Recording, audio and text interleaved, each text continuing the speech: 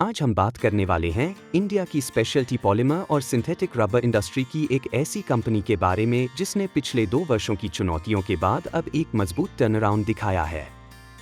हम बात कर रहे हैं एप्कोटेक्स इंडस्ट्रीज लिमिटेड की। यह सिर्फ एक केमिकल कंपनी नहीं है, बल्कि इंडिया की लीडिंग सिंथेटिक रबर और सिंथेटिक लैटेक्स मैन्युफैक्चरर्स में से एक है।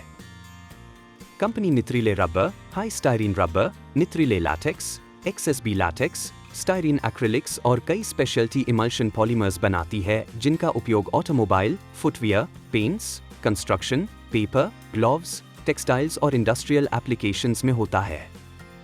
अगर FY26 को एक लाइन में समराइज करें तो यह एप्कोटेक्स के लिए वॉल्यूम रिकवरी, मार्जिन रिकवरी और प्रॉफिटेबिलिटी रिकवरी का साल रहा है। FY26 में कंपनी ने लगभग 1442 करोड़ रुपए का ऑपरेशनल रेवेन्यू रिपोर्ट किया। रेवेन्यू ग्रोथ केवल 3.5% रही, लेकिन असली कहानी मार्जिन्स और प्रॉफिट्स में दिखाई देती है।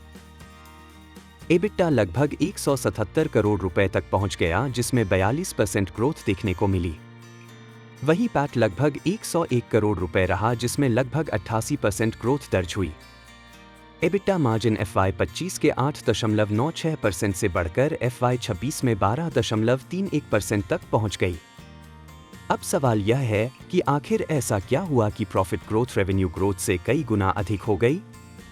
इसका जवाब मैनेजमेंट ने कंकॉल में काफी स्पष्ट रूप से दिया। FY26 में कंपनी ने अपने इतिहास की हाईएस्ट एवर सेल्स वॉल्यूम्स और highest ever export volumes achieve की हैं। वॉल्यूम ग्रोथ लगभग 14% रही, जबकि एक्सपोर्ट्स भी लगभग 14% बढ़े। यानी ग्रोथ केवल प्राइसिंग से नहीं, बल्कि वास्तविक डिमांड और मार्केट शेयर गेन्स से आई है। अब एप्कोटेक्स की सबसे महत्वपूर्ण ग्रोथ स्टोरी को समझते हैं, निट्रिले लैटेक्स बिजनेस। जो निवेशक लंबे समय से कंपनी को फॉलो कर रहे हैं, उन्हें पता होगा कि FY23 में कंपनी ने निट्रिले लैटेक्स कैपेसिटी कमीशन की थी। लेकिन कमीशनिंग के तुरंत बाद इंडस्ट्री ओवर सप्लाई साइकिल में चली गई थी और मार्जिन्स पर भारी दबाव आ गया था। मैनेजमेंट ने कंकॉल में बताया कि FY24 और FY25 निट्रिले लैटेक्स इंडस्ट्री के लिए सबसे कठिन वर्षों में से थे। लेकिन FY26 में मार्जिन्स लगातार इंप्रूव हुए और Q4 FY26 में सिग्निफिकेंट इंप्रूवमेंट देखने को मिला।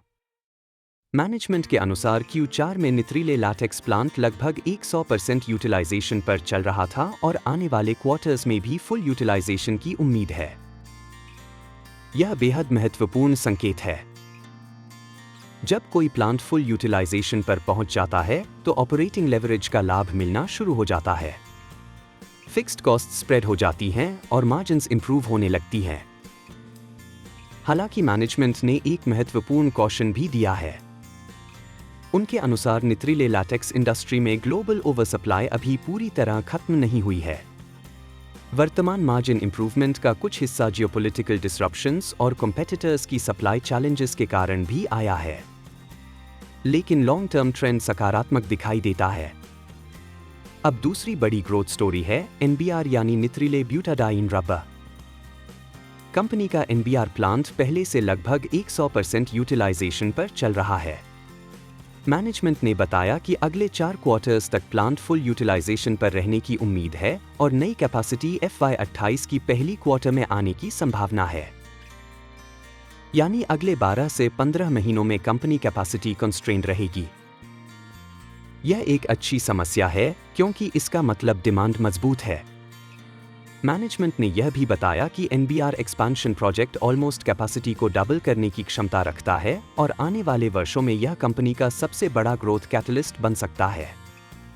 अब बैलेंस शीट की बात करें, जो शायद एप्कोटेक्स की सबसे अंडररेटेड स्ट्रेंथ है।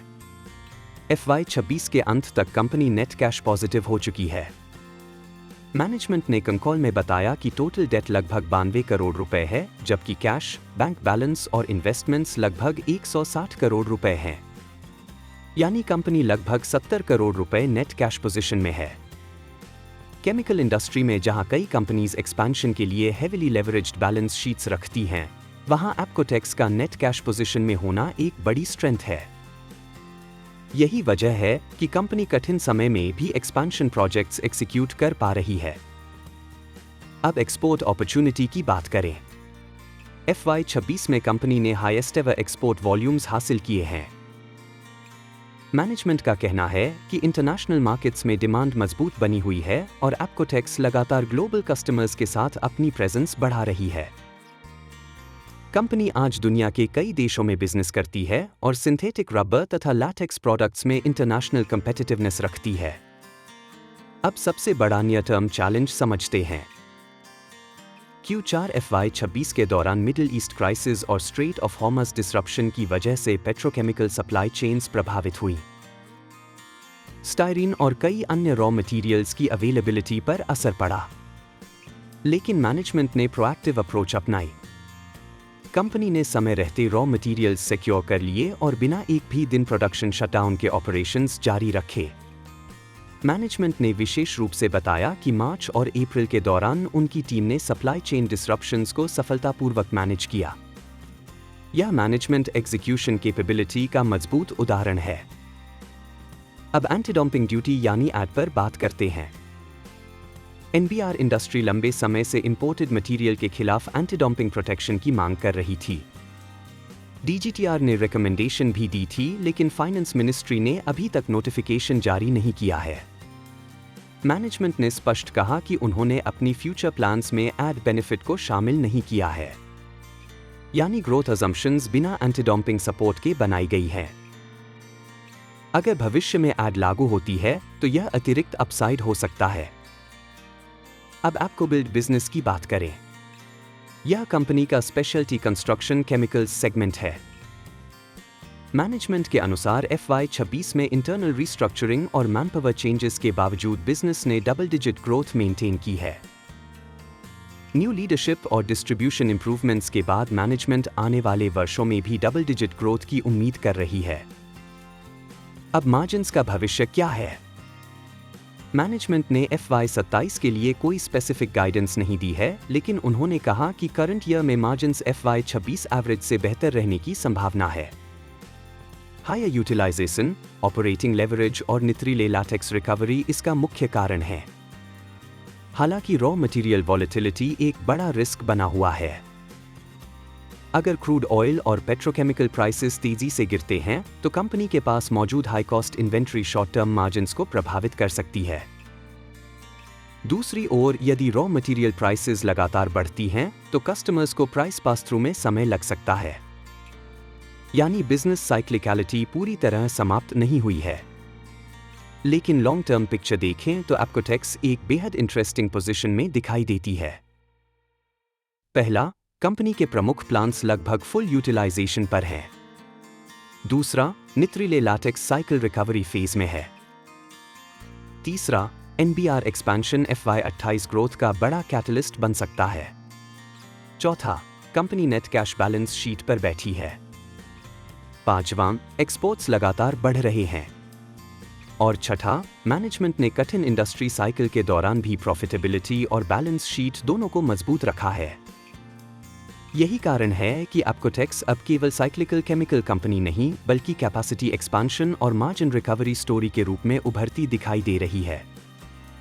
यदि निथ्रिले लैटेक्स इंडस्ट्री में रिकवरी जारी रहती है और FY28 एक्सपेंशन समय पर ऑपरेशनल हो जाता है तो अगले कुछ वर्षों में कंपनी की अर्निंग्स प्रोफाइल आज से काफी अलग दिखाई दे सकती है। डिस्क्लेमर, यह वीडियो केवल एजुकेशनल पर्पसेस के लिए है। किसी भी निवेश निर्णय से पहले अपने SEBI रजिस्टर्ड इन्वेस्टमेंट एडवाइजर से सलाह अवश्य लें।